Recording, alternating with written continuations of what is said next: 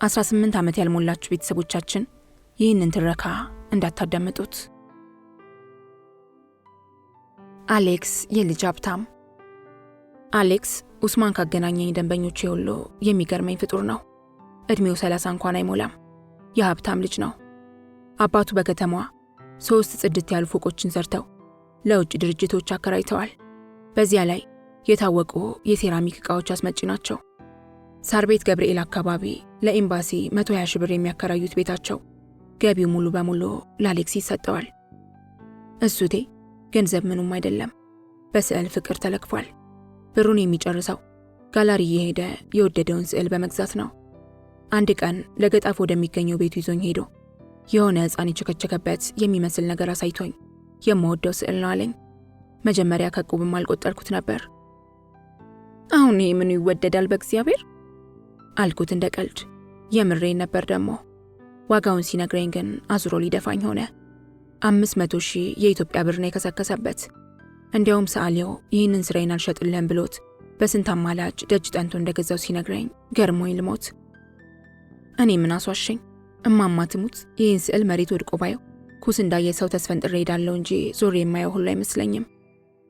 አሌክስና እኔ ከኪና ተከኪ፣ ሴተኛ ዳሪና ደንበኛ ብቻ አይደለንም።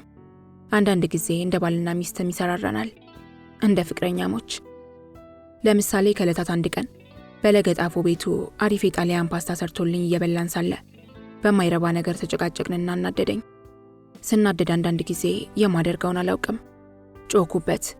በያዝኩት የፓስታ ሹካ ፊቱን ቡጭቅጭቅ ላደርገው ወደድኩኝ። እሱን የመውጫጨቁ ሐሳብ የሚተገበር እንዳልሆነ ሲታወቀኝ ቤቱ ውስጥ ያለውን ነገር ሁሉ መሰባበር ጀመርኩ። አሌክስ ምንም ሳይመስለው ዝም ብሎ ያየኛል። ይባስ ብሎ ሞባይሉን አውጥቶ ቪዲዮ ይቀርጸኝ ጀመር። ብልጭ አለብኝ። እኔን ማብሸቅ በመቻሉ ደስ ሳይሰኝ የቀረ አይመስለኝም። ነገሩ ይበልጥ አናደደኝና ዙሪያ ገባውን እየቃኘው እርሱን ሊያናድድ የሚችል ነገር ማሰብ ጀመርኩ። ድንገት ሳሎኑ ግድግዳ ላይ የተሰቀለውን ያንን መከረኛ ስዕሉን አየሁት። በያዝኩት ሹካ ልቦጫጭቀው ተንደርድሬ ስሄድ አሌክስ ይሆንልኛል ብዬ ባልጠበቅኩት መልኩ ተንበርክኮ ለመነኝ። ከልቡ ሲለምነኝ ያሳዘነኝ። ልጅ ስለሆነ ያሳዝነኛል። ልጅ ስለሆነ ብቻም ሳይሆን የሆነ የተለየ ፍጡር ስለሆነ አሌክስን ወደዋለሁ መሰለኝ። ብቻ የራሱ ጉዳይ። እንደዚያ ተናድጄ እንኳን በአሌክስ መጨከን ለምን አቃተኝ? ሹካውን ጣልኩትና ተንሰቅስቄ ያለቀስኩ። ክንዱ ላይ አቅፎኝ ያባብለኝ ጀመር። ሲያባብለኝ ይበልጥ ሆድ ባሰኝ። ወንድ ልጅ ገላይን እንጂ እንዲህ በፍቅር አባብሎኝ አያውቅም መሰለኝ። ድንገት እንደተቃቀፍን ከንፈሬን ሳመኝ። ከዚያም እንባዬን በምላሱ እየላሰ ጠረገልኝና ሁሉንም ቦታዬን ይስመኝ ጀመር። ከረዥም ጊዜ በኋላ ለመጀመሪያ ጊዜ በከፍተኛ የወሲብ ስሜት ተናጥኩኝ። ምን እንደተፈጠረብኝ ለኔም ግራ ነው የሆነብኝ። ለካንስ እሱም ስሜቱ አፍንጫው ጋር ደርሷል። የለበስኩትን ቀሚስ በእጁ ተረተረው። ደስ አለኝ። የእሱን ቲሸርት በያዝኩት ሹካ ቡጭቅጭቅ አደረግኩለት። እየተደባደብን እያለቀስን ሴክስ አደረግን። የማረሳውን ሴክስ፣ ሴተኛ ዳሪነቴን ያስረሳኝ ግንኙነት። አሌክስ እንዲህ ነው። አንዳንዴ ያቀብጠኝና ማንነቴን ያስረሳኛል።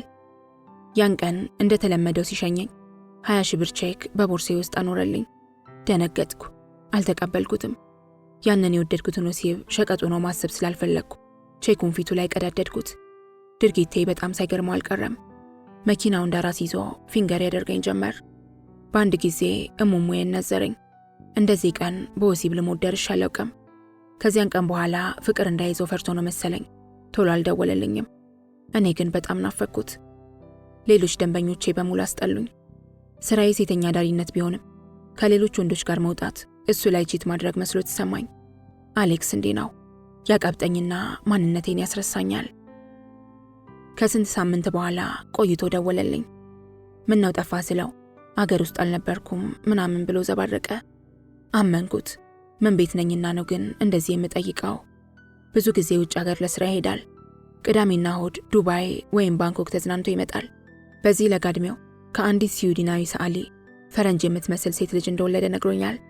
አባቱ ይህንን ቢሰሙ ይገድሉታል። አንድም የቤተሰቡ አባል ይህንን ሚስጥር አያውቅም። አባቱ የተማሩ አይደሉም። ሆኖም በትምህርት በጣም ያምናሉ። ስዊድን በግል ልካዎት ዶላራቸውን እየቀፈቀፉ ትምህርቱን እንዲከታተል አድርገውታል። እሱ ግን እግሩ ስዊድንን እንደረገጠ አማተር የስዕል ትምህርት ቤት እየሄደ ነበር አብዛኛውን ጊዜውን የሚያጠፋው። እንደምንም ብሎ በቢዝነስ አድሚኒስትሬሽን ዲግሪ ይዞ ተመለሰ። አባቱ በደስታ ሊሞቱ ደረሱ። አሁን ያው ውጭ ስለተማረ ብቻ 2 አማካሪዎች ተቀጥረውለት በወጣትነቱ ብዙዎቹን የአባቱን ድርጅቶች በበላይነት ኮስተር ብሎ ያስተዳድራል። አሌክስ ከስዊድን ዲግሪ ብቻ ይዞ አልተመለሰም። በ2 ሱሶች ተለክፎ ነበር። የመጀመሪያው ሱስ ናርኮቲካ የሚባል ቀለል ያለ በትንፋሽ ከሚወሰድ እጽ ጋር የተያያዘ ነው። እርሱን ሳይጠቀም አይደለም ስራ መስራት፣ አይኑን መግለጥ አይችልም። ይህንን እጽ ያስጀመረችው ስዊድናዊቷ ሚስቱ ናት። እጹን ባፍንጫዋ ሳትምግ ምንም ስዕል የመሳል ንሸጣ ውስጥ መግባት አትችልም ብሎኛል። እሷ ይህንን እጽ የምትገዛው ኮፐንሃገን ከተማ ውስጥ ማንኛውንም እጽ ለመግዛት ህጋዊ ከሆነችና ክርስቲያኒያ ከምትባል መንደር ውስጥ ነበር። አሌክስ ከዚህ ስዊድናዊት ጋር ሁልጊዜ አርብ ማታ ወደ ክሪስቲና አብሯት ይሄድ ነበር። የኋላ ኋላ 1-2 እያለ እርሱን በሱሱ ተለከፈና አረፈው እንጂ። አሌክስ እንደነገረኝ ከሆነ እጹ ለጉሮሮ ካንሰር ህመምተኞች መጠኑ አነስ ተደርጎ እንዲወስዱት የሚፈቀድ ስለሆነ ዋጋው ውድ ይሁን እንጂ ጉምሩክ አካባቢ መጠነኛ ጉቦ በመስጠት አገር ውስጥ ማስገባት አይከብድም።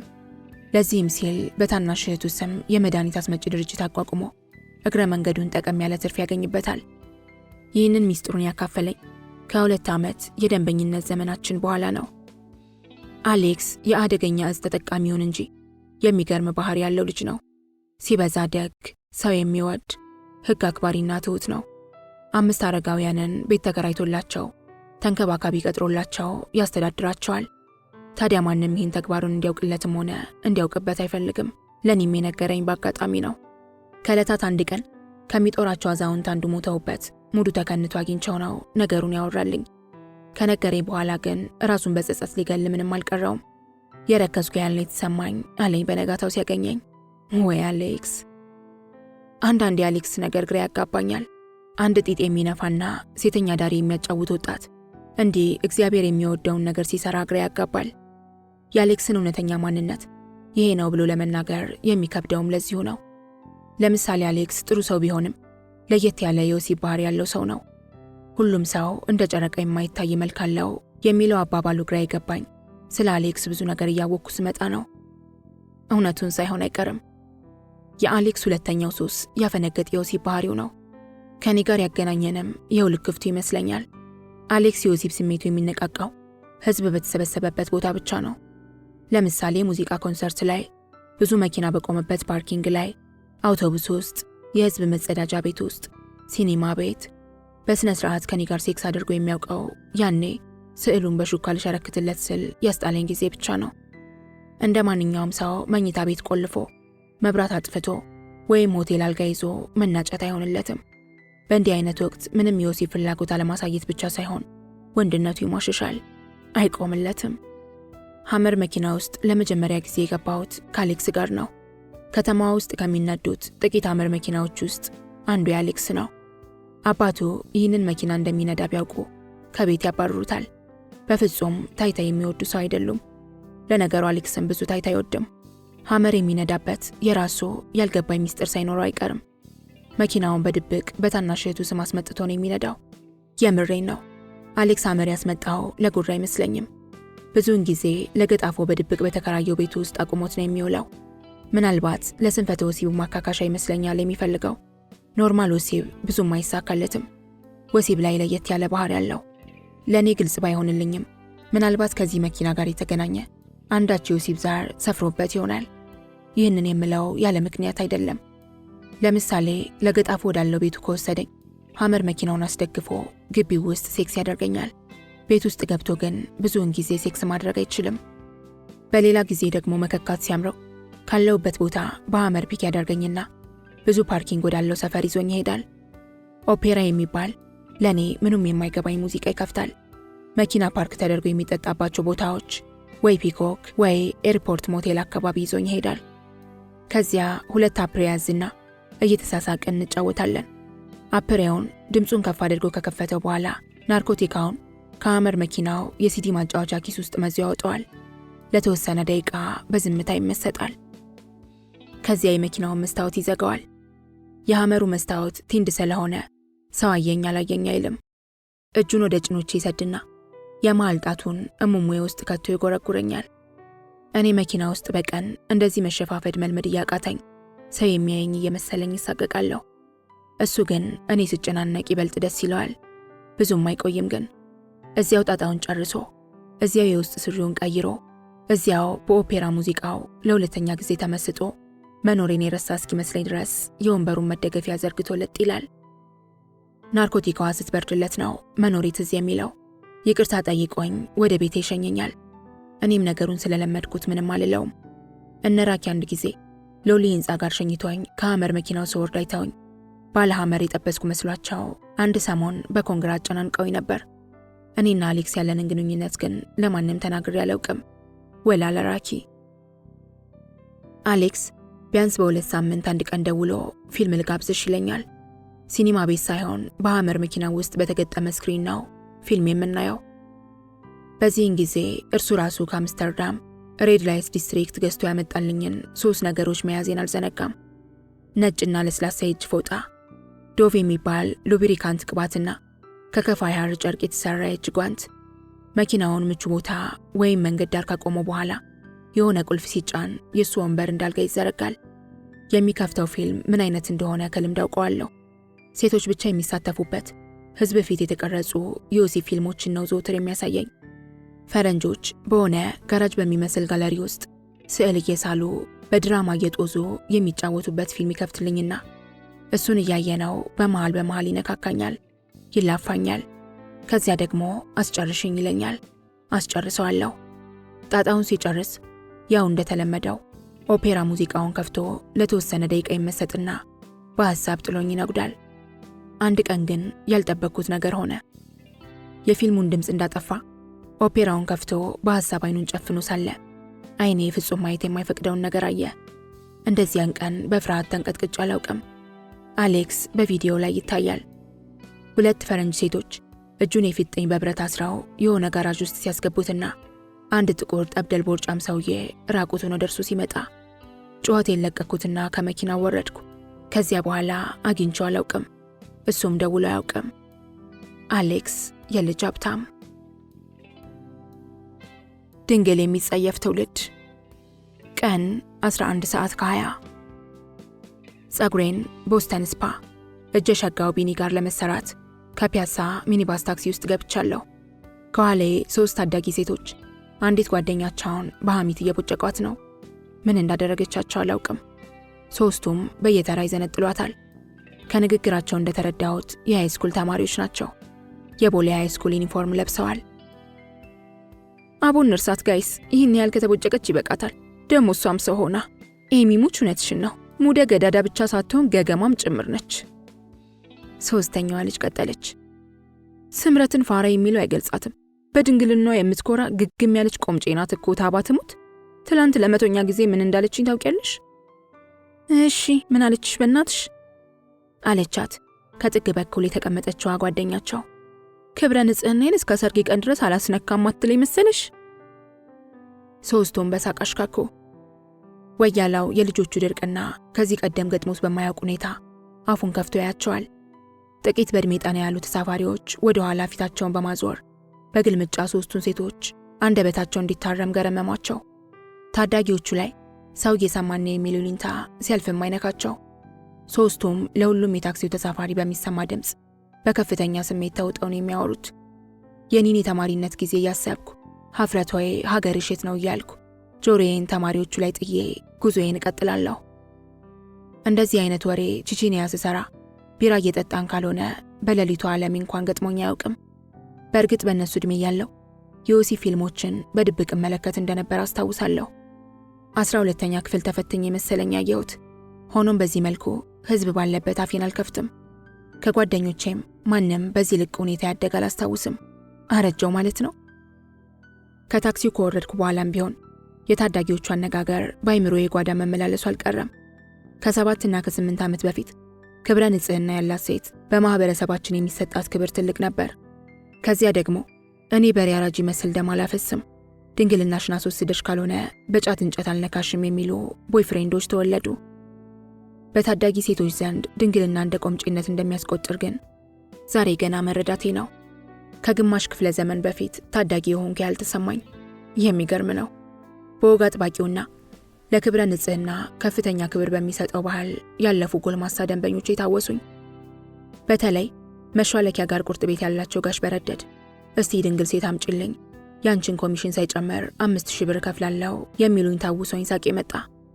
ጋሽ በረደድ 7 ሴት ልጆችን ወልደውም ድንግል ፍለጋ ላይ ናቸው። ራኪ ሰውየው የቁጭራ ስጋ ነገር አይሆንላቸውም፣ ቁርጥ ነጋዴ ስለሆኑ ነው ድንግል የሚወዱት እያለች ታሾፍባቸዋለች። ዘመድኩን ደግሞ የድንግል ስጋ እየጠበሱ ቁዝሚ እያሰሩ ነው ሼባው የቁርጥ ቤቱ ስራ ይደራላቸው እያለ ይምላል።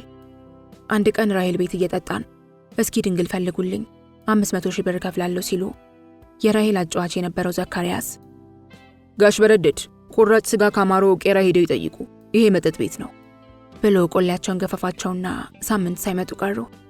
እኛ ደግሞ እኚህ ሰውዬ ጠዋት ዱለት እያሉ የሚሸጡልን ቁርጥራጭ የድንግል ስጋ ሳይሆን አይቀርም ብለን በመጠርጠር እርሳቸው ጋር ቁርስ መብላት አቆምን። ከወር በፊት ቁልቢ ገብርኤልን ለማክበር ድሬዳዋ የሄድኩ ጊዜ ከዚሁ ከድንግልና ጋር የተያያዘ አጋጣሚ ተመሳሳይ መደነቅን ፈጥሮብኝ ነበር። ለቁልቢ በተሳሉት መሰረት ጉዳያቸው ከተሳካ ክብረ ንጽህናቸውን ለቁልቢ እንደሚያስረክቡ ቃል የገቡ ጥቂት ሴቶች ድንግልናቸውን ቤተ ክርስቲያኑ አካባቢ ለሚኖሩ ጎረምሶች እንደሚያስረክቡ ሰምቻለሁ። በእምነቴ እንዲህ ያለ ስለት መኖሩን ለመጀመሪያ ጊዜ ያወቅኩት በዚህ አስደናቂ ጉዞዬ ነበር። ከዚህ ጉዞዬ በአውቶቡስ ወደ አዲስ አበባ ስመለስ ከጎኔ ተቀምጦ የነበረው የድሬዳዋ ኗሪ ትዝ አለኝና ፈገግ አልኩኝ። ቆንጆ ጎልማሳ ቢሆንም ጥርሶቹ በጫት ተጎድተዋል። የጫት አጎራረሱ ያስፈራል። በርካታ ቅጠሎችን በቶሎ ወደ አፉ ይልክና በሐሳብ ይመሰጣል። ገና ብዙ ሳይጓዝ አይኑ በምርቃና ፈጠጠ። እህቴ አብሽር ተጫዋች። ሰውየው በተደጋጋሚ እንዲህ ቢልም ምንም የሚያጫውተኝ ነገር የለም።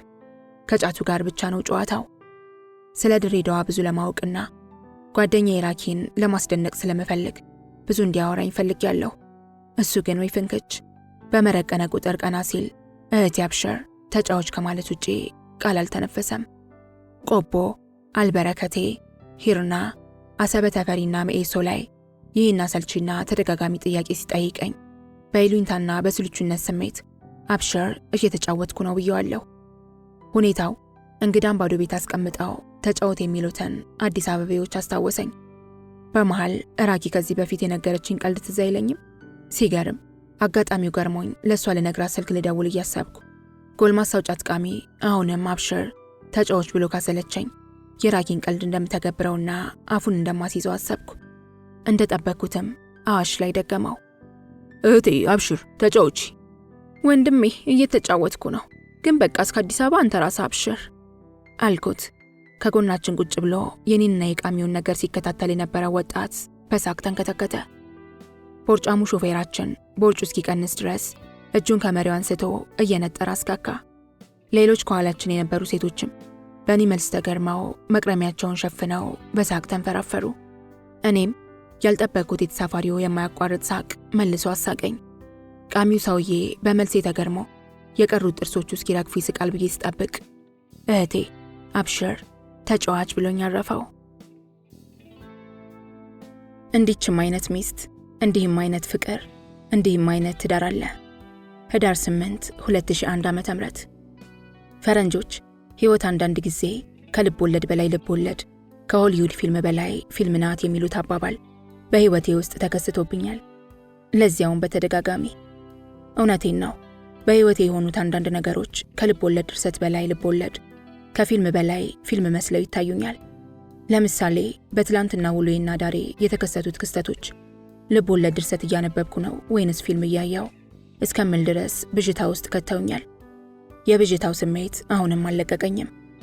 ከሌሊቱ 8:30 ቦሌ አትላስ ውስጥ በአንድ ገስት ሃውስ ሳሎን ቤት እገኛለሁ። ከሳዲቅ ጋር ነኝ። በእናቱ በኩል የመናዊ፣ በአባቱ በኩል ደግሞ ሳውዲ አረባዊ ነው። በቅርቡ ቢሊዮነሩ ሼክ አላሙዲ ኢትዮጵያ ውስጥ የሩዝ እርሻ ላይ እንዲሰማሩ በማሰብ በሚሊኒየም አዳራሽ ከባለስልጣናት ጋር ከሰበሰቧቸው የሳውዲ መልቲ ሚሊዮነር ኢንቨስተሮች የአንዱ ተላላኪ ሆኖ ነው የመጣው ተብያለሁ። ሳዲቅን ደውሎ ያገናኘኝ ኡስማን ዘፒምፕ ነው። ከራሱ አንደበት እንደሰማሁት ሳዲቅ የ33 ዓመት ጎልማሳ ነው። እዚህ ገስት ሃውስ ውስጥ የተገኘሁት ከምሽቱ 2:30 ጀምሮ ቢሆንም ሳዲቅ ረፍት አልሰጠኝም። ከረጅም ዓመታት እስር በኋላ ወሲብ ለመጀመሪያ ጊዜ እንደፈጸመ ሰው ያልጋ ላይ አውሬ ሆኖብኛል። በጥድፊያና በከፍተኛ የመንገብገብ ስሜት ነው 3 ዙር ወሲብ የፈጸመው። ይህ አይነት ባህሪ ብዙውን ጊዜ ከጥቁር አሜሪካዊ እንጂ ከአረብ አይጠበቅም። 2 ሐሳቦች በአይምሮዬ የተመላለሱ። አንደኛ፣ ይህ ሰው በሳውዲ አረቢያ ውስጥ ሴት ነክቶ አያውቅም። የበረሃው ንዳድ ከረዥም ዓመታት የወሲብ ጥማቱ ጋር ተደምሮ የወሲብ አውሬ አድርጎታል። ምኑም ለወሲብ አዲስ አይመስልም። ድንግልና አዲስ ወንድ የመደናገርና ያለመረጋጋት ነገር ስለሚታይበት አያያዙን አይቶ መለየት አይከብድም። ሳዲቅ ላይ እነዚህን ስሜቶች በፍጹም አላየውም። ይልቁንም ኮርማ ሆኖብኛል። ጀማሪ ቢሆን አንዴ ሻወር ቤት፣ አንዴ ወለል ላይ፣ አንዴ ሶፋ ላይ፣ አንዴ አረቢያን መጅሊስ ላይ ያለ ነፍሴን አያወጣትም ነበር። ምናልባት ቀን ከሌት ሲወጥቅ የከረመው የአረብ ሩዝ ነው እንዲህ ኮርማ ያደረገው። ይህን ሩዝ ተሳክቶላቸው እዚህ ቤኒሻንጉል ከተከሉት ሴቶች አለቀለን አልኩኝ በሆዴ። ሁለተኛው ግምቴ የበለጠ አሳማኝ ሆኖ ታየኝ። ሳዲቅ አንድ ዙር ከጨረሰ በኋላ ሞቅ ሻወር ወስዶ ይመለስና አልጋ ላይ ብዙም ሳይቆይ ብልቱ ሲጠጥር በተደጋጋሚ ተመልክቻለሁ። ይሄ ሁሉ ኃይልና ጥንካሬ መቼም ብዙ ሩዝ አግበስብሶ በመብላት ብቻ ይመጣል ብሎ መገመት ሞኝነት ነው። ሌላ ሚስጥር መኖር አለበት። ብልት የሚያቆም ከሩዝ ጋር በደቃ መልክ ተቀቅሎ የሚበላ የወይራ ዘይት አለ ሲባል ሰምቻለሁ። ዊኬንድ ላይ ዱባይ የሄዱ ቢዝነስ የሚሰሩ ጓደኞቼ ሲያወሩ ነው የሰማሁት። ይህን ግምቴን የሚያጠነክር ሌላ ክስተት 8 ሰዓት ከ30 ላይ ተፈጠረ። ሳዲቅ ድንገት ብድግ ብሎ ወደ ኪችን ሄዶ ትንሽ ቆይቶ አፉን ተጣጥቦ ተመለሰ። ምን እንዳደረገ ስጠይቀው ትንሽ ስለራባው ፍሪጅ ውስጥ የነበረ የተራረፈ ሩዝ ለመቀማመስ ማድቤት ጎራ ብሎ እንደነበር ነገረኝና ቶሎ ርዕስ ሊያስለውጠኝ ሞከረ። የሆነ ነገር ጠረጠርኩ። ከዚያ ከጀለበያው ባለሰፊ ስክሪን ቅንጡ ሞባይሉን አውጥቶ አበራውና ሰዓቱን ከተመለከተ በኋላ ከሻንጣው የምታምር ላፕቶፕ ኮምፒውተር በመክፈት በገመድ ከሞባይሉ ጋር አገናኛት። ከዚያ የስካይፕ አካውንቱን ከፈተ። አፍታም ሳትቆይ አንዲት አረብ ሴት በሂጃብ እንደተሸፋፈነች ከላፕቶፕ ስክሪኑ ላይ ተገኘች። ፍቅሬ እንዴት ነሽልኝ እያለ ያቆለማምጣታል። ፈጣሪ የተመሰገነ ይሁን፣ አንተ እንዴት ነህ? ከላፕቶፑ ስክሪን በስተቀኙኝ የሚለዋወጡትን የናፍቆት ቃላት ባለችኝ ሸወያ ሹያ የአረብኛ እውቀት ሰማለሁ። ሳዲቅ እኔን ከፊት ለፊት ዞር እንድል እንኳን ሳይነግረኝ ሚስቱ ጋር መደወሉ አስገርሞኛል። በራሴ ጊዜ ዞር አልኩለት። ልጄ ያስሚን የት ሄዳ ነው? እንቅልፍ እንደወሰዳት ነገረችው። የተለያዩ ቤተሰባዊ ጉዳዮች የሚመስሉ ብዙም ያልገቡኝን ነገሮች ካወሩ በኋላ እርቃን ገላዋን በጣም እንደናፈቀ ነገራት። ሂጃቧን እንድታወልቅ ማዘዛት። አላንገራገረችም። ይህን ጊዜ እኔ ልክ እንደ ወንድ ለአጪ ሊዝረከረክ ምንም አልቀረውም። ጠይባ ሁቢ ማፊ ሙሽኪላ ብላው ማውላለቅ ጀመረች። እኔ አሁንም የሷን ገላ ለማየት በጉጉት ልሞት ደርሻለሁ። አንዲት ሕይወቷን ሙሉ እስከ አፍንጫዋ ድረስ ኒንጃ ምስላ የምትከናነብ ሴት ራቁቷን ስትሆን ምን ልትመስል እንደምትችል ማየት ማንንም የሚያጓጓ ጉዳይ ይመስለኛል። ከሞባይሉ ፊት ለፊት ከሆንኩ እርሷ ልታየኝ እንደምትችል በመገመት በቁም ሳጥኑ ተከልዬ አይኔን ስክሪኑ ላይ ተከልኩ። ገላዋ በጣም ስስ ሆኖ ያምራል። በጡት መያዣዋና በፓንቷ ብቻ ቀረች። ቢጫ ናት። ኑሮ ሲበዛ የተስማማት። በአረብ ዲሽ ላይ ከማያቸው አብዛኞቹ ሴቶች በተቃራኒ ሸንቃጣና ቦርጭ ያልጎበኘዋ ማላይ ሰውነት ያላት። ልክ እንደ አበሻ ሴቶች አብዛኞቹ አረብ ሴቶች ከወለዱ በኋላ የቀድሞውን የሰውነት ቅርጻቸውን ጠብቆ መቆየት ይከብዳቸዋል። ውፍረትና ቦርጭ ያበላሻቸዋል። 24 ሰዓት ይበላሉ። ካዳሚ ስላላቸው ቤት ውስጥ እንኳን ጉድ ጉድ አይሉም፣ ይዘፈዘፋሉ። አህላም ግን ወልዳም ማራኪ የሰውነት ቅርጽ እንዳላት ተረዳሁ። እንደ ሁሉም አረብ እየተጫጫሁ ነው የሚያወሩት። የአህላም ፊት ድንገት ተለዋወጠ። ቅድም በፈገግታ ደምቆና ብርሃን ተርከፍክፎበት የነበረው ፊቷ አሁን ጨፍግጓል። ንግግራቸውን በአትኩሮት እያዳመጥኩ ነው። ሳዲቅ ምን የሚያስቀይም ነገር ቢነግራት ነው እንዲህ በቁጣ ፊቷን ያጨለመችው? በግራ መጋባት ስሜት ውስጥ ላፍታ ከቆየው በኋላ አህላም የንዴት ቃና በተጫነው አረብኛዋ ጥያቄ አስከተለች። ከጀርባ ያለችው ሴት ማን ናት? ቁም ሳጥኑ ጋር ብቅ ጥልቅ ስል አይታኛለች ማለት ነው ይቺ ከይሲ አረብ። ሳዲቅ በተረጋጋ ስሜት ወደ እርሱ እንድመጣ በምልክት ጠራኝና ሴተኛ ዳሪ ናት፣ የሀበሻ ሴተኛ ዳሪ ብሏት እቅፍ አደረገኝ። እኔ በሀፍረት መትነን አማረኝ። ሳዲቅ የሚያወራው ግን በኩራትና ምንም ነገር እንዳልተፈጠረ ሆኖ ነው። ያ ሳዲቅ እየዋሸኝ ነው፣ እስቲ ማልልኝ። ወላሂ ወቢላሂ ብሎ ማለላት። ምንም ሴተኛ ዳሪ አትመስልም። ሳዲቅ እየዋሸኝ መሆን አለበት። አንተ ከዛብ የሴተኛ ዳሪ ሴትን ፊት መለየት የሚያቅተኝ መሰለህ? አለችው። ፍቅሬ በአላህ ስም እኮ ምይልሻለሁ። አላት ትንሽ ቆጣ ብሎ። እስካሁን ምንም የሴተኛ ዳሪ ሴት ምልክት አላየውባትም። ኑሮ የተሟላላት የቤት ልጅ ነው የምትመስለው። ሳዲቅ ልቤ ከዚች ልጅ ጋር አዲስ ፍቅር እንደጀመርክ ይነግረኛል። ስለጠረጠርኩና ስላላመንኩ አትቀየመኝ። እንግዲህ ከዚህ በላይ እንድታምኚኝ ምንም የማደርገው ነገር አይኖርም። አረበኛ ትንሽ ስለምትሞክር ከፈለግሽ ከራሷ እንደበሰሚው አላትና ላፕቶፑን ወደ እኔ ገፋው። እኔ በነገሩ በጣም በማፈሬና ለገዛ ሚስቱ ሴተኛ ዳሪ ነኝ ብሎ መናገር ስለከበደኝ ላፕቶፑን አረቢያን መጅልሱ ላይ ጥዬለት ወደ ሳሎን ሄድኩ። ሁለቱም በአረብ ግለፍተኝነት ስሜት እየተጫጫሁ ቤቱን በአንድ እግሩ አቆሙት። እርሷ ባሏ ከሌላ ሴት ማደሩ ጭራሽ አላሳሰባትም። እሷን ያስጨነቃት ሀበሻ ሴት ወዶ እሷን እንዳይፈታት ብቻ ነው። እንደዚህ አይነት ጉድ ደግሞ ሰምቼም አላውቅም። የሳዲቅ ሚስት ጩኸቷን ትታ ማልቀስ ስትጀምር ሳዲቅ ሮዚ ፕሊዝ ካም ፕሊዝ ብሎ ጠራኝ። ነገሩ በጣም እየከረረ መሆኑን ስረዳ ጣልቃ መግባት እንዳለብኝ ተረዳሁ። እንዳቂሚቴ በምችላት አረበኛ ተጠቅሜ እውነቱን ላስረዳት ሞከርኩ። ኢስማኤሊ አነዛኒ በስ እያልኩ እየጮህኩ አስረዳኋት። እኔ እርሷን እያስረዳው ሳለ ሳዲቅ እንድታምነው ብሎ ከቆሻሻ መጣያ ውስጥ ከደቂቃዎች በፊት የተጠቀምንበትን ኮንዶም በሱፍ አንጠልጥሎ ይዞ መጣ። እኔ በሰቀቀን ሞትኩ። ኮንዶሙ ስላጸየፈኝ እኔ እሱ ላይ ጮኩበት። አረብ ድሮም ስነ ስርዓት የሌለው ፍጡር ነው። ቤቱ ተረባበሸ። የሳዲቅ ሚስት ትነፋረቃለች። እኔ ጮሃለሁ። ሳዲቅ እንደ ጀል ኮንዶም በሶፍት ይዞ ቆሟል። በኋላ አንድ ሐሳብ መጣልኝ። ቦርሳዬን አውጥቼ የከፈለኝን 500 ሪያል ቆጥሬ ማሳየት። ካመነች አመነች፣ ካላመነች ባፋንኩሎ ስራው ያውጣት። ሪያሉን አውጥቼ ስቆጥርና ሳሳያት ቁጣዋ ትንሽ በረደላት። ሀበሻ ባብ የሆነ ፍጡር ነው። እዚህ አሽከር ባሪያ ሆነው እየመጡ ባሎቻችንን ይቀሙናል። እዚያ ሴተኛ ዳሪ ሆነው እየሰሩ ኑሯችንን ጀሃነም ያረጉታል። ናአለቱ አልሀበሻ ሀበሻ ላይ እርግማን ይውረድ የአላህ እያለች ተንጣጣች። ይህን ጊዜ ራሴን መቆጣጠር አቃተኝና መልስ ለመስጠት የሚያስችለኝ የአረበኛ እውቀት ስለሌለኝ ክፉኛ አዝኜ ውስጡን ጦፍኩ። ከዚያ ግን ዝም ማለቱ ስላንገበገበኝ በእንግሊዘኛ ራሷን እስክትስት ሰደብኳት። እንደ እብድ አደረገኝ።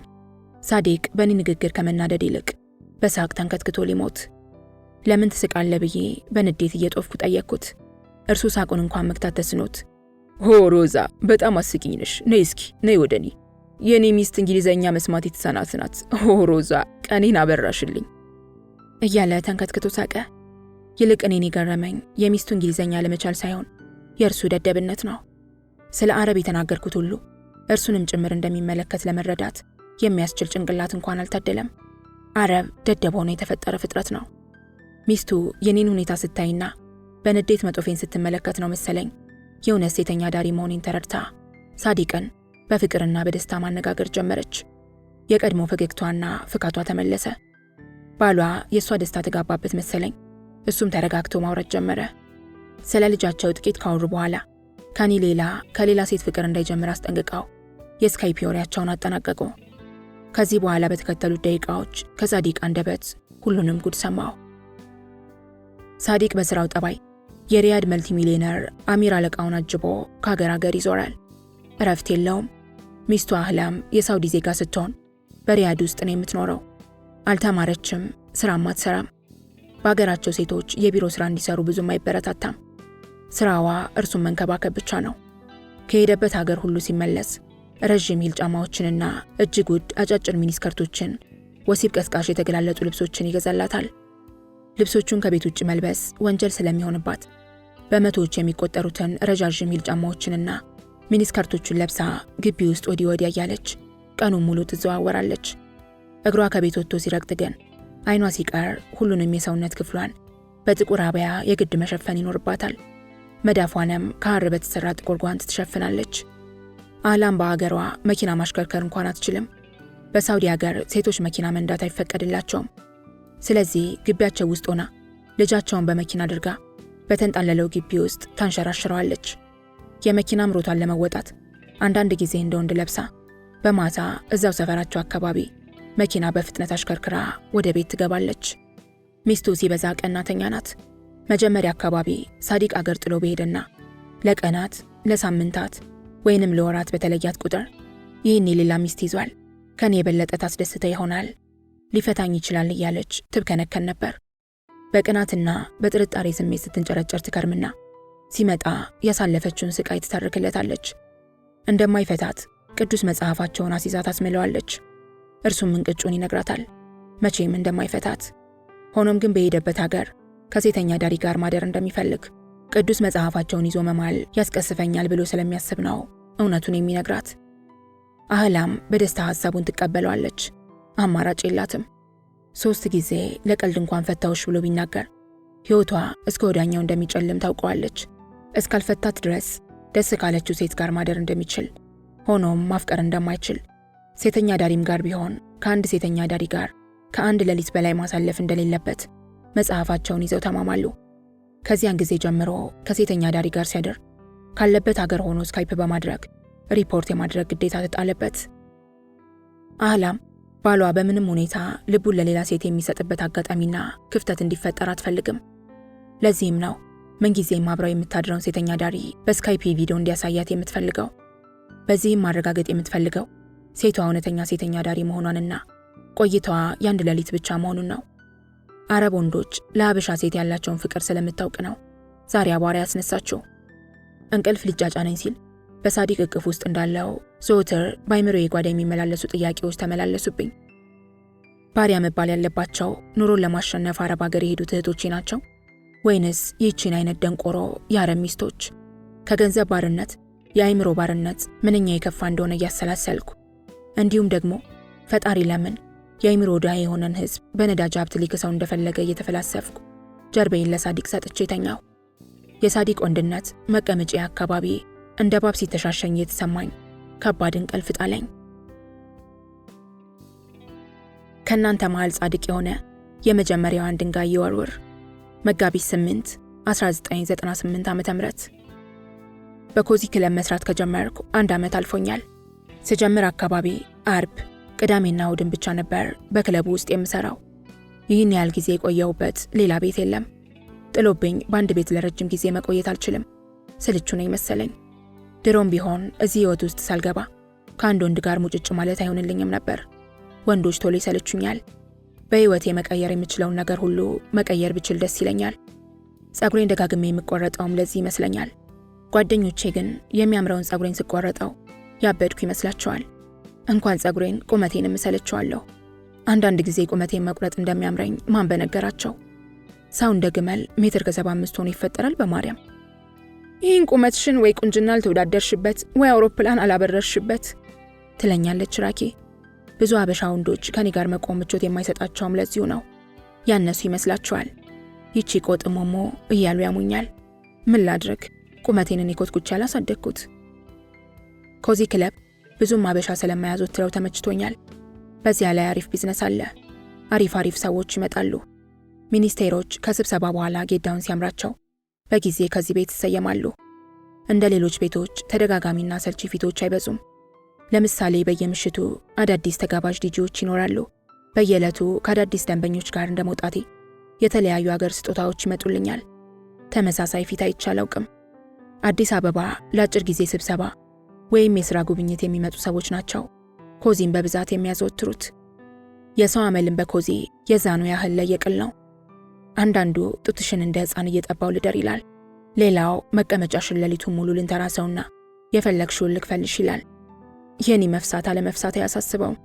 አንዳንዱ ሰው የስሜት ለሀጭ ጭንቅላቱን ሲጋርደው ሰው መሆኔንም ይረሳል መሰለኝ። ተንበርክከን እንላስልሽ የሚሉኝ ብዙ ናቸው። በተለይ አረቦች ጭንቅላታቸውን ጭኔ ውስጥ ቀብረውት ማደር ይወዳሉ። ራኪን ጉዳይ ስነግራት አረብ ነዳጅ ካላየ ያን ያህል የሴት ጭን ውስጥ አይደፋም፣ አስቆፍሪው ትለኛለች። እሷ ጨዋታ ያልቅባትም። ነዳጅ ቀርቶ አንድ ከርሳም አረብ እዚያው ትንፋሽ አጥሮት ድብን ብሎ ሰበብ እንዳይሆንብኝ እንጂ ለኔስ ብዙም ከባድ አልነበረም። በኮዚ የማይገጥመኝ ጉድ የለም። አንዳንድ ጊዜ የሚገርመኝ ነገር ከመብዛቱ የተነሳ መገረም ሁሉ አቆማለሁ። ግን ይኸው ለውጥ ይመስለኛል እዚህ ያከረመኝ። የኮዚ ክለብ ዕለታዊ ፕሮግራም ተለዋዋጭ ነው። በብዛት ግን ምሽቱ 2 ሰዓት ጀምሮ እስከ 5 ሰዓት ድረስ ለስላሳ የጃዝ ሙዚቃ ይቀርባል። በዚህ ሰዓት የሚገቡት ባለስልጣናትና ታዋቂ ሰዎች ናቸው። ከሰሞኑ ደግሞ አትሌቶች መምጣት ጀምረዋል። አሁን ማን ይሙት በቀደም ስንት ሺህ ሜትር ነው ሮጦ ወርቅ ያመጣው ባላገር ልጅ እንዴት ሆኖ ነው ጃዝ ሙዚቃ ገብቶት እዚህ ቤት ማዘወተር የጀመረው? የአትሌት በመጣ ቁጥር ቶሎ ራኪ ጋር እንሰባሰባለን። በጣም ነው ሙድ የምትይዝበት። ለነገሩ እሱ ላይ በመቀለድ አፉን ያልፈታ የቤቱ ሰራተኛ የለም። ደግነቱ ዘወትር ምሽት የሚያዛው ወይ ሃይላንድ ግፋ ቢል ሬድቡል መሆኑ በጀው እንጂ እንደ ሌላው ቀምቅሞ ቢለፋደድ ከሰው አፍ ይገባና ያርፈው ነበር። አትሌቱ አንድ ሳምንት በተከታታይ ይመጣና ከዚያ ለአንድ ለሁለት ወር ይጠፋል። ባለፈው ወር አምለሰትን ልጋብዝሽ ብሏት አብረው እየተጫወቱ ድንገት ዘሎ ለምን ከዚህ ስራ አትወጪም ምናምን ብሎ ሊመክር አዳዳው። ጌጃ አምለሰትን አያውቃትም ማለት ነው። ሆድዬ አንተ ሩጫ ስታቆም ነው እኔ ይህንን ስራ የማቆመው ብላው አመዱን ቡና አደረገችው። ከዚያን ቀን ጀምሮ እዚህ ቤት ሴት ጋብዞ አያውቅም።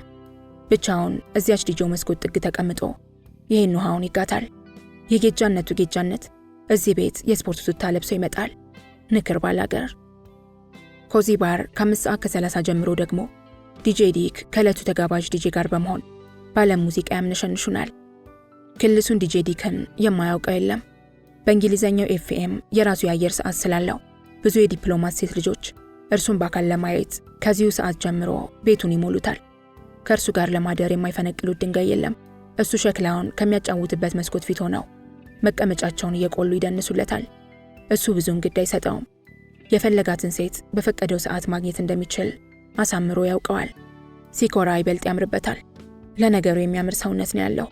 እኔ ግን ለምን እንደሆነ እንጃ እንደ ወንድሜ እንጂ በሌላ ተመኝቼው አላውቅም። በጣም እንቀራረባለን።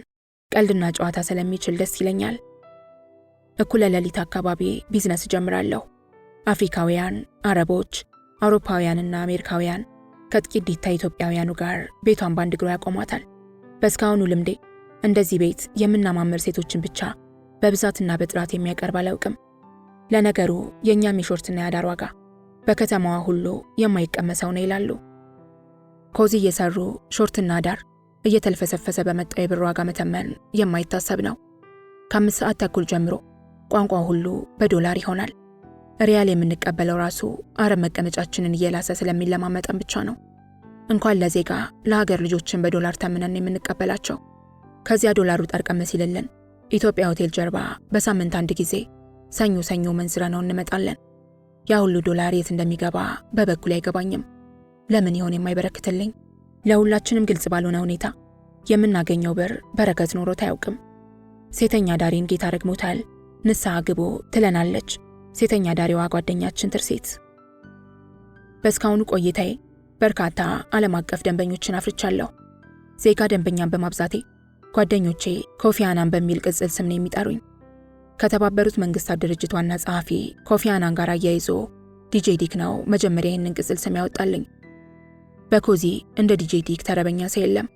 መቼ ለታ ስቱዲዮ ጠርቶኝ ተኪላ ከጋበዘኝ በኋላ ሮዚ ቆንጆ፣ ይሄ ፓስፖርት የመሰለ ሞሙሽን የስንት ሀገር ቪዛን የምታስደበድቢው ብሎ ተረበኝ። አንተ ክፉ እሺ ብዬ የሳኩ ወደ ደንበኛዬ ፋሩቅ ሄድኩኝ። ፋሩቅ ግብፃዊ ኦርቶዶክስ አረብ ነው። ቀልዱን በእንግሊዘኛ ተርጉሜ የነገርኩትና ሌሊቱ ሙሉ ሲስቅ አደረ። ብልቱ በቆመበት ቁጥር ታዲያ ሮዚ እኔ አንቺ ጋር ፓስፖርት አለኝ ቪዛ አስመችኝ እያለ ተላጠብኝ። በእኔ በኩል ደንበኛን የማብዛቱ ቀመር አሁንም አልተለወጠም። ብዙ ደንበኛ የማፈራበት ምክንያት ብዙ የወንድ ሳይኮሎጂ ላይ የተጻፉ መጽሐፍትን በማንበብ ይመስለኛል። ወንድ ሲፈጥራው ጉረኛ ነው። ጉራውን ሲቸረችር ሳይሰለችው ብሎ መስማት ዋናው ቁም ነገር ነው። ሁልጊዜም ወንዶቹን ከሌሎች ወንዶች የተለዩ አስደናቂና ስኬታማ እንደሆኑ ነግራቸዋለሁ። ወዲያው ልባቸው ይሞቃል። ልባቸው ሲሞቅ ብልታቸው መንከላወስ ይጀምራል። ከንፈሬን አልሰስትም። የሚያወሩትን የሥራ ዝባዝንኬና አቅራቅም በሁሉ ብዬ ሰማቸዋለሁ። ጉዳያቸውን ጉዳይ ብዬ ስሰማቸው ፍቅራቸው ይጨምራል። በወሲብ ወቅት በቁም ነገር አካላቴን ሲደባብሱኝ የምር ስሜት ውስጥ የገባው እንዲመስላቸው ሆናለሁ። ይህን ጊዜ ሴተኛ ዳሪ መሆኔን ይረሱታል። የብዙ ጓደኞቼ ችግር ደንበኞቻቸው በወሲብ ሲንፈራገጡ እነርሱ ምንም ግድ ሳይሰጣቸው ችላ ይሏቸዋል። በፍጹም እርግጠኝነት የምናገረው ወንዶቹ ከፍተኛ የወሲብ ጥዞት ላይ የሚደርሱት እኛ በምናሳያቸው ነገር መሆኑን ነው። ለምሳሌ በወሲብ ጊዜ ወይኔ አንተ ልጅ ስታስጠላ፣ በጣም ኃይለኛ ነህ፣ እሺ ማርያምን አልቻልኩም፣ አቆሳሰልከኝ እኮ፣ ነገ መራመድ የምችሉ አይመስለኝም፣ እስክንሻፈፍ እኮ ነው የከካኸኝ፣ ሂድዛ፣ ክፉ፣ አስቀያሚ የሚል ቃል በጆሮ ሳንሾካሹክ የትኛውም ወንድ አለመጨረስ አይችልም። የብዙ ጓደኞቼ ችግር የሚመስለኝ ወንዶቹ ወሲብ ላይ ሲቆዩባቸው እስኪ ጨርስ በእናትህ ምን ይመስላል እያሉ ይመነቃቀራሉ። እንዲህ አይነቱ ንግግር ሲመስለኝ የወንዱን ስሜት ይበልጥ እንዲጠፋ ያደርገዋል እንጂ እንዲጨርስ አያደርገውም። አንዳንድ ወንዶች ከጨረሱም በኋላ ቢሆን በሚገርም ሁኔታ እንዳጫወቱኝና በዚህ መልኩ ማንም አድርጎኝ እንደማያውቅ ስነግራቸው በደስታ ራሳቸውን ሊስቱ ይደርሳሉ። ደረታቸው ላይ ሲሸጎጥ ደግሞ ለራሳቸው ያላቸው ስሜት ከፍ ስለሚል ፊታቸው ይበራል። ጭራሽ ከሴተኛ ዳሪ ጋር ያደሩ መሆናቸውን ይረሳሉ። ሳምንት ሳይቆዩ ካልደገምንሽ እያሉ መከራዬን ያበሉኛል። ፔሬድ ላይ ሆኜ ክለብ ካልመጣው ስልኬ ረፍት የላትም። መች ተመልሼ እንደምገባ በሚጠይቁ ደንበኞች እጨናንቃለሁ። ጓደኞቼም አንድ መለኪያ ውስኪ የሚጋበዙት እኔ መቼ እንደምገባ እንዲናገሩ ብቻ ነው። እኔ ከሌለው በጊዜ ወደ ቤት የሚሄዱ ደንበኞቼ ብዙ ናቸው። ላግባሽ ያሉኝን ደንበኞቼን ማዘጋጃ ይቁጠራቸው። የስፔስ ትዊን ታወር ባለቤት ዱባይ ቤት ልከራይልሽና ላስቀምጥሽ ብሎኝ እምቢ ብየዋለሁ። በዚህ ዕድሜ በሞት ቅምጣሉንም ያረፉበት ሆቴል ድረስ እንድመጣ የዲፕሎማት ታርጋ ያለው መኪና ከነ ሾፌሩ ያለውበት ድረስ የሚልኩልኝ ዜጎች ቁጥር ቀላል አይደለም። እኔን የቀመሱ ደንበኞቼ በፍጹም የኔን ጓደኞች አያወጡም። ሮዚ ምንድን ነው የምታስነኪያቸው? እሙሙሽ ውስጥ ቁዝሚ ቀብረሻል እንዴ ይሉኛል። እናምለሰት የወንድ ሳይኮሎጂ መጽሐፍ ቢያነቡ ሚስጥሩን በቀላሉ መባነን ይችሉ ነበር። ችግሩ ሴተኛ ዳሪዎች ስንባል ፊልም ማየት እንጂ መጽሐፍ ማንበብ አንወድም። ከልምዴ እንዳየሁት ወንድ በጣም ደካማ ፍጡር ነው። ወንድም ማታለል ድመትን በወተት ከማታለል የበለጠ ቀላል ነው። ወንዶሎጂ 101 ወንድ ከኤጎ የተሰራ ተሰባሪ ፍጥረት ነው። ጉራውንና ጉጉቱን ማኮላሸት የእርግብን ክንፍ እንደመስበር ነው። ወንዶሎጂ 102 ወንድ በሴት ሲናቅ ሲገፋ የማንነቱ መሰረት ይናጋል። ወንዶሎጂ 103 ብዙ ወንድ ሴተኛ ዳሪ ጋር የሚወጣው ሴትን ማስመጥ እንደሚችል ለራሱ ማረጋገጫ መስጠት ሲፈልግ ነው እንጂ እኛ ጋር በማር የተለወሰ ጡትና መቀመጫ ኖሮ አይደለም። እንደ መደዲ ሴተኛ ዳሪ ይቅርታ ከንፈሬን መሳም አልወድም ብዬ የወንድ የወሲብ ስሜቱ ላይ ቀዝቃዛው አልቸልስም። ከንፈሬን ያለ ስስት ሰጠዋለሁ። ከንፈርም እሙሙም የተሰሩት ከቆዳ ነው። ደንበኛዬ የጡቶቼን ጫፍ በጣቶቹ ለመዳበስ ሲፈልግም እንደ መደዲ አባቱ በእናትህ ጡቴን አትንካው አልወድም ብዬ የተነሳሳ ስሜቱን አልገልም። በወሲብ ወቅት ደንበኛ ንጉስ ነው። ቢዝነስ ሳይሰስት እስከሰጠኝ ድረስ ገሌን ሳልሰስት ሰጠዋለሁ። የዶላር ከፍሎኝ የብር አላዝናናውም። ሮዛ ቆንጆ ዙሪና ስጪኝ ብሎ ሲጠይቀኝም እንደ አብዛኞቹ ጌጀ ሴተኛ ዳሪዎች ሂድና አህያ አስፈንድድ እኔ ሰው እንጂ አህያ አይደለሁም ብዬ የደንበኛዬን የቆመ ብልት አላሟሸሽም። ክብሬን የማስጠብቀው የፉ ባለመስጠት አይደለም። ይሄ ጭልጥ ያለ ኋላ ቀርነት ነው። አንዳንዶቹ ጓደኞቼ ይረግሙኛል። የቁም ተከኩ የቅምጥ አሞራ ግብ ግብ ተከኩ አሞራ ሲያይሽ ዋለ ተከኩ ዞሮ ዞሮ እሙሟቸው ውስጥ ሸቀጥ መግባቱ ላይ ቀር ይላላጣሉ። አሊያ ባሌን ጎዳው ብላ እሙሟን በእንጨት ከወጋቸው የገጠር ሴት በምን ተለዩ ታዲያ? ወደድንም ጠላንም ስራችን ወንዶችን በወሲብ ማስደሰት አይደለም እንዴ? ወንዱ ፍቅረኛውንና ሚስቱን ትቶ እኛ ጋር የሚመጣው እኮ ከነሱ ያጣውን ወሲባዊ ቅብጠት ለማግኘት ነው እንጂ የኛ ሞሞ ከአይስክሬም ስለተሰራ አይደለም። እኔ ደንበኜ የጠየቅኩትን እስከ ከፈለ ድረስ እንዴትም አድርጎ ቢከካኝ ችግር የለብኝም። ችግር የሚፈጠርብኝ ለኔ አስቦትም ሆነ ሳያስበው በሆነ መልኩ ንቀስ ያሳየኝ ነው። ችግር የሚፈጠረው እኔን ከሰው በታች አድርጎ ማየት ሲጀምር ነው። ያኔ ሴተኛ ዳሪነት ይመጣብኛል። በስድብ አስታጥቀዋለሁ። ለምን ዶላር በጆንያ ይዞ አይመጣም? ከሱ ጋር አላድርም። እውነት እንነጋገር ከተባለ ከኪም ተከኪም ያው አንድ አይነት ነው። የሸሌነትን ማዕረግ ለሴት ብቻ ያረገው በወንዶች ዓለም ስለምንኖር ነው። ጂሰስ እኮ ከናንተ ጻድቅ የሆነ የመጀመሪያዋን ድንጋይ ይወርወር ያለው ሁላችንም አንድ አይነት እንደሆነን ሊነግረን ፈልጎ መሰለኝ። የሀበሻ ወንድ መቼ ይገባዋል? ባፋንኩሎ ሁላ። የንቅሳቴ መዘዝ።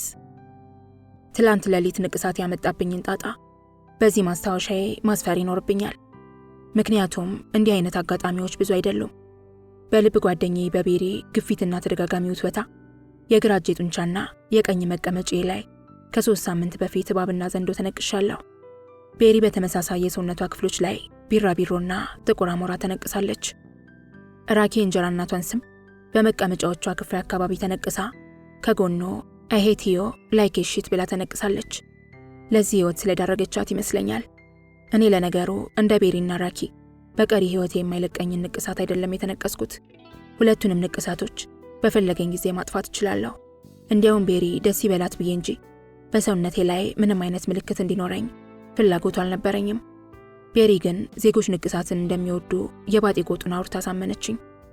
ቦሌ ጌቱ ኮሜርሻል ፎቅ ላይ በሚገኝ አንድ ታቶ ቤት ነበር ከቤሪ ጋር ሄጄ የተነቀስኩት። የዚህ የመቀመጫ ንቅሳት ያመጣብኝን መዘዝ በቀሪው ህይወቴ ሙሉ የምረሳው አይመስለኝም። ለዳንስ በተዘጋጀው ስፍራ ላይ እዲዲዋ በሚለው የአልጄሪያዎች ዘፈን እየደነስኩ ነው።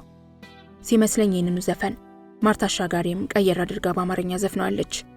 የአረበኛ ዘፈን ወገብ፣ ሆድና መቀመጫን ማንቀሳቀስ ስለሚፈልግ በምደንስበት ወቅት የወንዱ አይን ሁሉ እንዳረፈብኝ በቆረጣ ተመልክቻለሁ። በሴተኛ ዳሪነት ያዳበርኩት አንድ ጥበብ ቢኖር በግንባሬ በኩል ብቻ ሳይሆን በጀርባዬ ማየት መቻሌ ነው። የትኛውም ወንድ የትኛውም ቦታ ይቀመጥ እኔ ላይ ከሻፈደ በአንድ ጊዜ ማወቅ ተሰጧለኝ። ለምሳሌ ቪአይፒ ሴክሽን በጥቁር የሌዘር ሶፋ ላይ የተቀመጡት እነዚያ 3 አረቦች በዳንሴ መደሰታቸውን ለመግለጽ በስሱ እያጨበጨቡልኝ እንደሆነ ብዙም ወደ እነሱ ሳልዞር አይቻቸዋለሁ። 3ቱም አንድ ሲጋር እያጨሱ ነው። እንዳላየኋቸው አክት አደርጋለሁ። አረብ ሲኮሩበት ነው ናላ የሚዞረው። ጣል ጣል ሲያደርጓቸው እልህ ውስጥ ስለሚገቡ ምንም ያህል ዋጋ ቢቆለልባቸውም ሪያላቸውን ከመርጨት አይመለሱም። ፈጣሪ ጭንቅላቱን ቀምቶ የኪስ ዋሌት የሰጠው ህዝብ ቢኖር አረብ ይመስለኛል።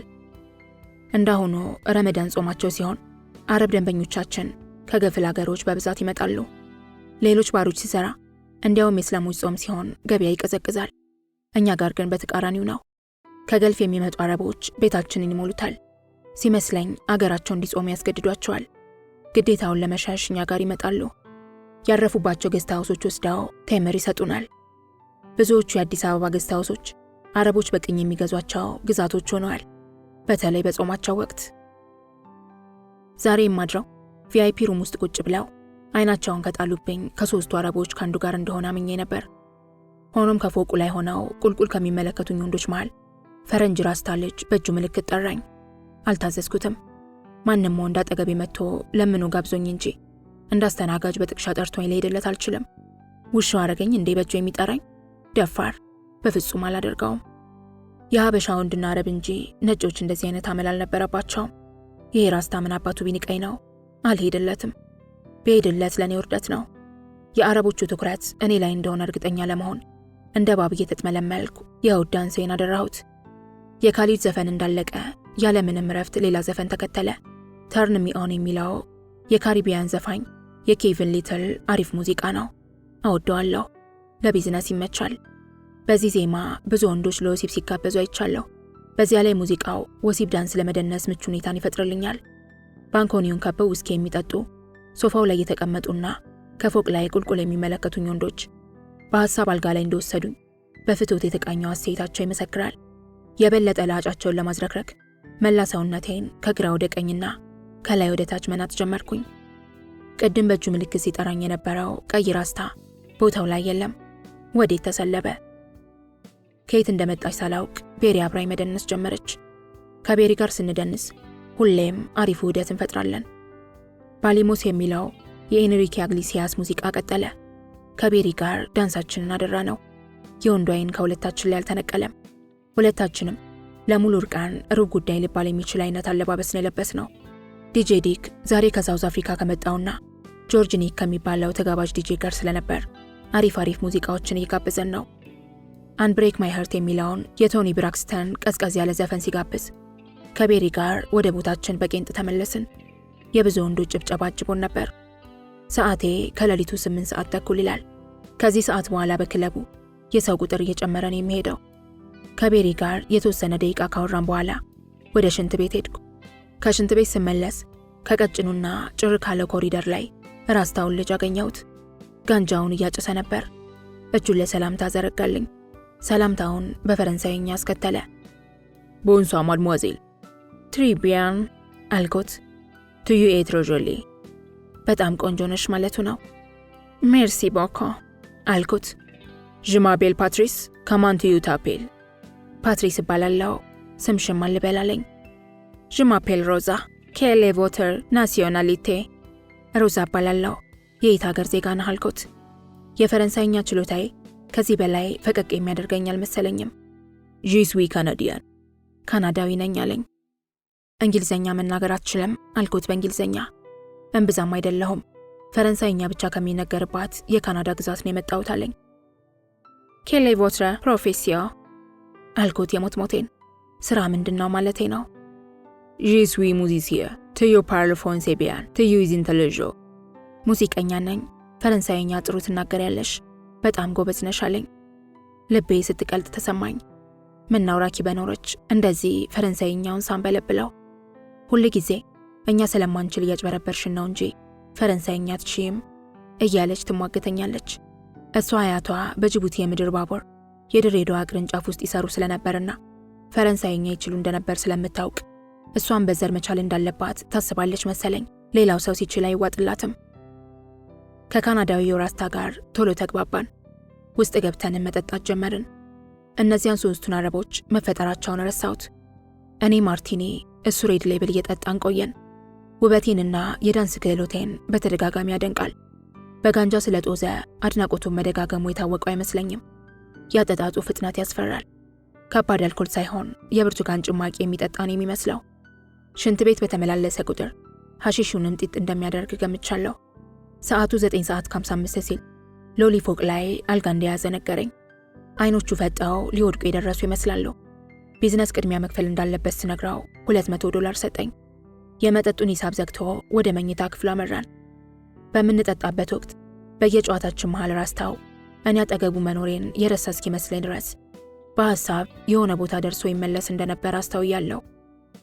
የመኝታ ክፍሉ ውስጥ እንደገባን ከነ ልብሱና ጫማው አልጋው ላይ በጀርባው ተዘረረ። ምንም አይነት ጥድፊያ አላየሁበትም። ይደባብሰኛል ብዬ ስጠብቅ እንደለመደው በሐሳብ ወደ ሌላ ቦታ ነጎደ። ቀዩ ሚኒስከርቴን እንደለበስኩ ካጠገቡ ተኝቻለሁ። ሳወራው አይመልስልኝም። በሐሳቡ ተመስጧል። መደባበሱና ማሻሻቱን ራሱ እስኪጀምር ድረስ ምንም ላለማድረግ ወሰንኩ። በቶሎ ከሐሳቡ አልተመለሰም። ከተወሰኑ ደቂቃዎች በኋላ ፊቱን ወደኔ ያዞረ። $200 ከባለ ብዙ ኬስ ሚሊታሪ ጃኬቱ አውጥቶ ሰጠኝ። አመሰገንኩት። መሲ ቦኩ። ያሻሸኝ ጀመር። ጡቶቼን፣ ጭኔንና የብልቴን አካባቢ መነካካት ጀመረ። ብልቱ በሱሪው ውስጥ ድንኳን ሲሰራ ተመለከትኩ። የጀርባ ዚፔን ከፍቶ ሚኒስከርቴን አወለቀ። የሸሚዙን ቁልፎች ከፋፍቼ ሸሚዙን አወለኩለት። በጀርባው እንደተኛ አይኑን ጨፈነ። ብልቱ ቆሟል። ኮንዶም ካጠለኩለት በኋላ ከላይ ሆኜ መወሰብ ጀመርኩ። አይኑ ብዙዝ ከማለቱ እየወሰብኩት 7ኛ ሰማይ የደረሰ መሰለኝ። ከተወሰኑ ደቂቃዎች በኋላ ገልብጦኝ ከላይ ሆኖ መወሰብ ጀመረ። በዚያ ሁኔታ የተወሰነ ከቆየም በኋላ በጉልበት እንድዞርለትና የኋሊት እንድሰጠው አመቻቸኝ። ምንም ሊረጋጋ አልቻለም። በስሜት እያለከለከ ይቅበዘበዛል፣ አለቅጥ ይጣደፋል። እንደገና ደግሞ ልቡ የቆመች ይመስል ስልብ ይላል በሐሳብ። ከኋላ እየከካኝ ጥቂት እንደተንቀሳቀሰ በከፍተኛ ድምፅ መጮህ ጀመረ። ምን እንደሚል ስላልገባኝ እኔም አብሬ ወሬታዬን አስነካሁት። እንዳልተረዳሁት ሲገባው በእንግሊዘኛ እባብ እባብ እባክሽ እርጅኝ፣ በመቀመጫሽ ላይ እየሄደ ነው እያለ እየጮኸ በሩን ለመክፈት መታገል ጀመረ። ጩኸቱ ጣራ ይሰነጥቃል። የሆቴሉ አስተናጋጆች፣ አሳላፊዎቹና ጎረቤት ክፍሎች ውስጥ የነበሩት ጥንዶች በራችንን በኃይል ማንኳኳት ጀመሩ። የሆቴሉ አስተናጋጆች በሩ እንዲከፈትላቸው ተማጸኑ። ፓትሪስ በፈረንሳይኛ እየጮኸ በሩን ከፈተላቸው። በመቀመጫዋ ላይ የሚንቀሳቀሰው እባብ ሊነድፈኝ ነው፣ እርዱኝ እርዱኝ፣ እባካችሁ እርዱኝ አላቸው። በብርድ ልብሱ ተከናንቤ ተሸፍኛለሁ። አልጋ አከራዩ ፓትሪስን በፈረንሳይኛ ማናገር ጀመረ። እባቡ የታላለው። ሁለቱ አስተናጋጆች ክፍሉን ከጥግ እስከ ጥግ መቃኘት ጀመሩ። መቀመጫዋ ላይ ነው ሲንቀሳቀስ ያየሁት ሲላቸው እኔ ጣልቃ ገባሁ። አንሶላውን ብቻ ለብሼ የተነሳሁ። ቀኝ መቀመጫ ላይ የእባብ ንቅሳት አለ። ቅድም በሐሺሽ ሲጦስ ስለነበር ሴክስ ስናደርግ በጡዘት እባቡ የእውነት ሲንቀሳቀስ ታይቶት ነው። ሁለቱ አስተናጋጆች ይህን እየተናገርኩም አልጋውና የአልጋውን ሰር ጎንበስ ብለው መቃኘታቸውን አላቆሙም። ብዙዎቹ በሳቅ እየተንከተከቱ ወደ የክፍሎቻቸው ሄዱ።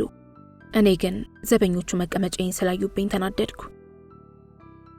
የጣሊያን ጫማ የምትሸጠዋለች። ሰኞ የሾፒንግ ቀናችን ነው። ኢትዮጵያ ሆቴል ጀርባ ካሉ ዊስኪ ቤቶች በዊኬንዱ ያገኘነውን $1 ፈንክተን ሾፒንግ እንወጣለን። ያማረንን ሸምተን ለሚቀጥለው ወር አርብ፣ ቅዳሜና እሁድ የሚሆኑ ቀሚሶችን ገዝተን ውድ ሽቶዎችን ሸካክፈን ወደ ቤታችን እንሄዳለን። ዛሬ ከራኪ ጋር ነው የወጣነው። አዲስ የገዛቻትን እኛ ወዳጆቿ በሙሙዬ ብለን የምንጠራትን አቶዝ መኪናዋን ይዛ ጠበቀችን። መጀመሪያ ለክረምት የሚሆነንን ቡትስ ለመግዛት ፒያሳ ጣይቱ አካባቢ ሄድን። አንድ የጣሊያን ጫማ ብቻ ከሚሸጥበት ክልሶች ቤት ገባን። የምትሸጠዋ ልጅ ፊቷ አዲስ አልሆነብኝም። የሆነ ቦታ የማውቃት መሰለኝ። ባወጣ ባወርድ የት እንደማውቃት ግን ሊመጣልኝ አልቻለም። አብራኝ ተምራ ሊሆን ይችላል ብዬ ለጊዜው ልረሳት ሞከርኩ። ጭንቅላቴን ግን ከነከነኝ። አንዳንድ ወንዶችን መንገድ ላይ ወይም ቲቪ ላይ ሳያቸው የሆነ ቦታ እንደማውቃቸው እርግጠኛ ሆንና ነገር ግን የት እንደሆነ ማስታወስ ያቅተኛል። በዚህን ጊዜ ምናልባት አብሬያቸው ያደርኳቸው ሰዎች ሊሆኑ እንደሚችሉ ጠረጥራለሁ። ብዙውን ጊዜ ጥርጣሬን የሚያረጋግጡልኝን ምልክቶች አገኛለሁ። ጥሎብኝ ስም እንጂ መልክ አልረሳም። ለምሳሌ ያለፈው ሳምንት ቅዳሜ ሮማን ልጇን ቤኪን ልታዝናናው ቦራ ይዘን የሄድን ቀን አንድ መልከ መልካም አባት 3 የሚያማምሩ ልጆቹን ይዞ እኛ ወደ ቆምንበት ሸርተቴ መጫወቻ ጋር ሲመጣ አየሁት። የት ነበር የማውቀው እያልኩ እየሰረኩ ሳየው ምንም ሊመጣልኝ አልቻለም። የሰውየውን ፊት ግን አሳምሬ ያውቀዋለሁ። መልኩን በደንብ የማውቀው ሰው በትክክል የት እንደማውቀው ሲጠፋብኝ እርር ድብንን የምለው አይምሮዬን ያሳክከኛል። ይህን ሴት እንደማውቀው ለማስታወስ ጭንቅላቴን መጭመቅ ጀመርኩ። ልጆቹ ሲያማምሩ፣ ሴት ልጁ በተለይ እንዴት አባቷ እንደምታምር ስታድግ ጉዷ ፈላ። ትንሽ ቆይታ ሚስቱ ናት መሰለኝ 3 ትኬት ይዛ እነርሱ ወዳሉበት መጣች። ደርባባ ናት። ልጆቹ እናታቸውን ነው የሚመስሉት። ሮለር ኮስተር ልታጫውታቸው ነው መሰለኝ ትኬት ለ3ቱም አደለቻቸው። እነሱ ግን ፌሪ ዊል ካልተጫወተን ብለው ያሉ ትንሽ በቅብጠት የሚያድጉ ልጆች ሳይሆን አይቀርም። አባት ሴት ልጁን ጉንጯን ስሞ ቀና ሲል አይን ላይን ተጋጨን። ምን እንዳየች ጥንቸል ድንገት ክው ሲል አየሁት። ምንድን ነው እንዲህ የሚያስበረግገው? እንደዚያ ከልጆቹ ጋር በፍቅር ይጫወት የነበረው ሰውዬ በአንድ ጊዜ አመዱ ቡና አለ። ከዚያ አይኔን ሰብሬ ቀና ስል እንደገና አይኖቻችን ተጋጩ። ሁለታችንም አንገታችንን ሰበርን። ኮስተር ብዬ ወደ እርሱ አቅጣጫ ማየት ጀመርኩ። ቤኪ ደግሞ ይባስ ብለው ወደ እርሱ ልጆች ሮጦ አመለጠን። እርሱን ለመያዝ ወደ እነሱ ስጠጋ ሰውየው ተርበተበተ። የሚገባበት ጠፋው። ከዚያ ለሚስቱ በጆሮዋ የሆነ ነገር ብሏት ሊሄዳልና እንደገና ሐሳቡን ቀየረ መሰለኝ ተመለሰ። ሚስቱ ደንግጣ እየተከተለችው ምን እንደነካው ትጠይቀዋለች። ከዚያ ቦታ መሄድ እንዳለባቸው ተቆጥቶ እያመናጨቀ ካስረዳት በኋላ 3ቱንም ልጆቹን አፈፍ አፈፍ እያደረገ መኪናው ውስጥ ከተታቸውና እያካለበ ይዟቸው ሄደ። ልጆቹ የፌሪ ዊል መጫወቻ ትኬታቸውን እንደያዙ ሳንጫወት አንሄድም በማለት እሪታቸውን አቀለጡት። በተለይ ትንሹ ልጅ መጫወቻ አካባቢውን በለቅሶ በአንድ እግሩ አቆመው። አባትየው አንጠልጥሎ ሜርሴዴስ መኪናው ውስጥ ወረወረው። ሮማንን ስለ ሁኔታው ስጠይቃት ምን እንደማያውቅ ሰው ነኝ ትጠይቅኛለሽ? ያው የሆነ ቀን ይከካሹ ይሆናላ አለችኝ። ቀጥላም ተመሳሳይ ገጠመኞቿን አስታወሰች። ብዙ ቀን እንደዚህ የሚርበተበቱ ባለትዳር ወንዶች ገጥመውኛል። አይገርምሽም? ለምጄዋለሁ። ትዝ ይልሻል? እኔ አንቺና ፍቅርተ ዞላ ሬስቶራንት ላዛኛ እየበላን በጥግ በኩል የሚያምር መነጽር አድርጎ የነበረው ሰውዬ ዝም ብሎ ለተወሰነ ደቂቃ ካየኝ በኋላ ደንግጦ የያዘውን ምግብ ሳይበላ ሂሳብ ከፍሎ የወጣው እኔና ፍቅርተ በሳቅ ምን እንሆን እንዴ? እንዲህ ከሚርበተበት ሚስቱን አርፎ አይከካም ነበር እንዴ? ማንኛ ጋር ተልከስከሳለሁ? አይገርሙሽም ግን ባለትዳር ወንዶች ሲባሉ አለችኝ። እኔ ከልጆቹ ይልቅ ሚስትየው አሳዘነችኝ። ይህኔ እኮ በዓለም ላይ ከኔ ባል ሌላ የሚታመኑ እንዳልተፈጠረም ብላ ትምል ይሆናል። ስታሳዝን። አሁን እዚህ ፒያሳ የጣሊያን ጫማ ቤት ውስጥ የምታስተናግደንን ልጅ የት እንደማውቃት ማስታወስ ተስኖኛል። ልጅቷ ዞር ስትል ራኪን ቀስ ብዬ ጠቀስኳት። ካለዛሬ አይታት እንደማታውቅ ነገረችኝ። እድሜዋ በግምት 27 ቢሆን ነው። ጸጉሯ ቡናማ ሲሆን ወደ ኋላ አስይዘዋለች። ራኪ የተለያዩ ቡትስ ጫማዎችን ከመራረጠች በኋላ የወደደችውን ቡኒ ቡትስ ለልጅቷ አሳየቻት። የቡትስ ጫማው ቁመት የቁመታማዋን ራኪን ጉልበት ያልፋል። ቆንጆ፣ ዋጋው ስንት ነው? አላያችሁትም? ዋጋው እኮ ተለጥፎበታል። ተለጥፏል የተባልነውን ለማየት ገልበጥ አደረግነው። 3500 ብር። ሁለታችንም በአንድ ድምፅ ጮኸን። እዚህ ቤት ደግሞ ታበዙታላችሁ አልኩኝ። በተጻፈበት ዋጋ ነው የሚሸጠው? አይቀንስም? ራኪ ጠየቀች። ሽርፍራፊ ሳንቲም አይቀንስም። ያው ታውቁት የለ ፊክስድ ፕራይስ ነው ካልሽ እሺ፣ ብዙ አንከራከርሽም። እንዴት ነው ብዙ ይበረክታል አልኩ። እንደው ላመል ያህል ነው እንጂ ይህን ጥያቄ ጠየቅኩት። የዚህ ቤት ጫማ አቻየው እንደሆነ ይታወቃል። መልከቀናው አስተናጋጅ ጫማውን ከጄ ተቀብላ በለስላሳ የእጆቿ መዳፎች ጫማው የተሰራበትን ቆዳ ጥንካሬ ለማሳየት ቆዳውን ማጣጣፍና ማሻሸት ጀመረች። ያው ታውቁት የለ እኛ ጋር ብራንድ ጫማ ነው የሚሸጠው። ራኪ ልጅቷ ያለችውን መልስ አረጋገጠች። ለነገሩ ማርክ ያለ የጣሊያን ቡትስ ነው የምትሸጡት፣ ዋጋችሁ ግን አይቀመስሙች። ያው እህቱ እንደምታውቂው አሪፍ ዕቃ ዋጋውም ቆንጠጥ ያደርጋል አይደል? በዛ ላይ የውስጡን ቆዳ ይተሻል፣ ሴንቴቲክ እንዳይመስልሽ እዩማ ብላ እንደ ቡና ፈለቀቀችው። አዎ አይቼዋለሁ፣ እሙሙ ማለት ነው፣ ንቅንቅ የለም አለቻት ራኪ። ልጅቷ የሰማችውን ማመን ያቃታት ይመስል በሳቅ ፍርፍር አለች። ራኪ እንዳው የድሬዳዋ ልጅ ነኝ እያለች ብልግና መናገርን ፋሽን አድርገዋለች። እኔ ራሱ ያለችውን ስሰማ ድንግጥ አልኩኝ። ቀን ቀን ለምን እንደሆነ አላውቅም፣ ደርሶ አይናፋር ሆናለሁ። ልጅቷ ሳቋን ማቆም ተቸገረች። ድንገት መጣችልኝ፣ አስታወስኳት። ሲገርም ልጅቷን የት እንደማውቃት አስታወስኩኝ። በራኪ አነጋገር ፍልቅልቅ እያለች ስትስቅ ነው ፊቷ በደንብ የመጣልኝ። ኡስማን ዘፒምፕ ቢሮ፣ አስላስ ጋር የነበረው ኡስማን ዘፒምፕ ቢሮ ለመጀመሪያ ቀን ሲሄድ ሚኒስከርት አድርጋ ያስተናገደችኝ የኡስማን ልዩ ረዳት ናት። ገረመኝ። ለኡስማን ሴቶች የምትመለምለው ከዚህ ሆና ነው ማለት ነው። ቀን ቀን እሙሙ የመሰለ የጣሊያን ጫማ እየሸጠች ማታ ማታ እሙሙዋን ለጣሊያን ታስደበድባለች። ሲገርም እንዳወኳት ቀልቧ ሳይነግራት የቀረ አይመስለኝም።